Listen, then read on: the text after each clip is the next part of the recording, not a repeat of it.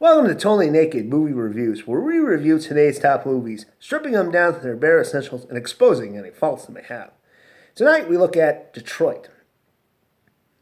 So, one of my favorite type of movies to watch, of course, is horror movies.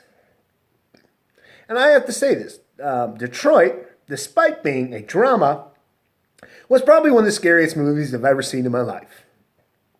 It's got all the elements of what would make for a successful horror movie. Suspense, tension, and just an ominous feeling of dread of what's going to happen to the characters. And the plot of the movie is it's based on true events that take place in 1967 in Detroit in the midst of the race riots they had. And it focuses on the events that take place in this one hotel where you've got these young black guys who decide one of them is going to prank the National Guard by taking a starter's pistol, which just fires blanks, and firing at them, giving them a good scare. Well, of course, the National Guard and the police, they think this is live ammunition, so they swarm this hotel, start breaking down doors. One of the guys gets killed in the process, and they grab everyone else and they just shove them up against this hallway wall to get to the bottom of things by any means necessary. And that's where you are throughout most of the movie, up against that wall with these racist police just barking down the back of your neck. They won't listen to reason, and they're beating the crap out of these guys and using all sorts of other scare tactics. And if you just put yourself in those guys' position, it is scary as shit.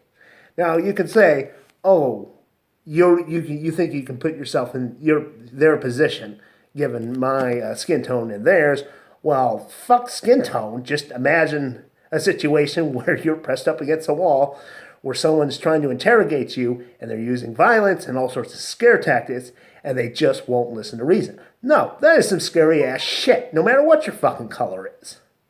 And like I said, that's where most of the movie is. It's just these fucking cops and they're just out of control, and you just feel for those characters. It makes your skin crawl when you realize this actually happens to people. And happens to people.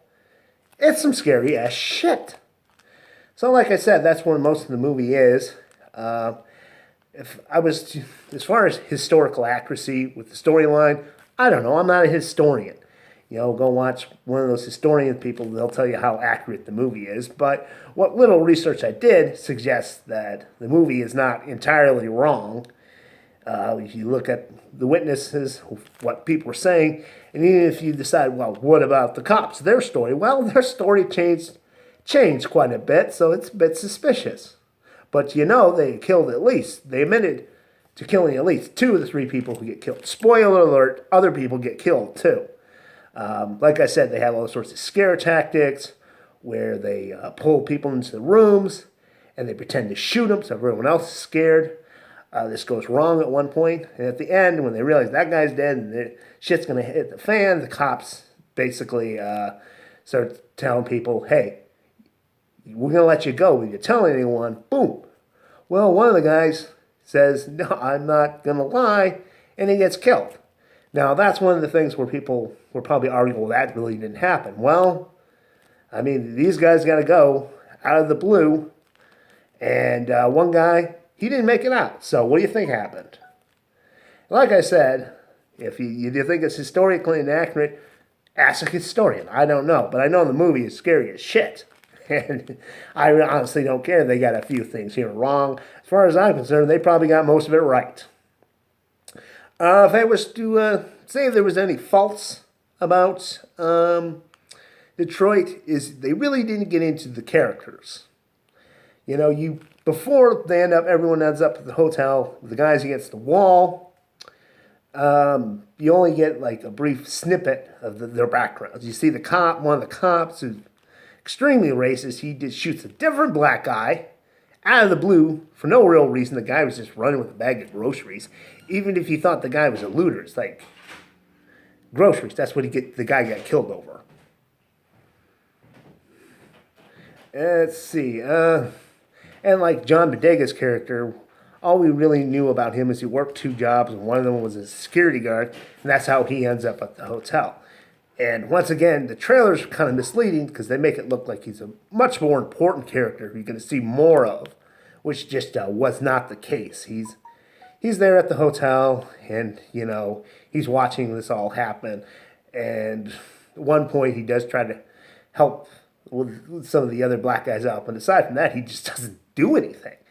That was quite surprising. Like I said, this is based on true events, and the actual security guard, some of the people did accuse him of beating them. He ends up on trial with the white officers as part of their conspiracy and the murders that occurred. Which kind of, sort of, I wondered why there was such a focus on him. I mean, he wasn't like the worst person there. He kind of fell in with like some of the white characters. Like you had like the state police. At one point, they see how these Detroit cops are handling things, beating up people and harassing them, and they're like, "Oh, we gotta get the fuck out of here." Like the one young cop goes to the senior one. He's like, "They're breaking civil rights," and the cop's like, well, "I don't want any part of this." So they take off, and that's kind of the thing with the National Guard guy too. Is he realizes this is a sinking ship. At one point, he does pull a few people out. One of the guys in the room was supposed to be dead. One of the guardsmen comes in. It's like, "Hey, come on, get the fuck out of here." And there's these two white women who were in the hotel. And the cops aren't cutting them any slack either because, the cops are racist and they see these two women as race traitors. And the National Guard's guy, I think John Bodega's character, get them out of here. That's where John Bodega's character kind of disappears. Wow. And like I said, he kind of fits in those categories of the ostrich, where people just sort of stick their hands in the sand and turn a blind eye to evil shit that's going down. So I don't think he's any better than the white officers in that case. But they play those guys for sympathy.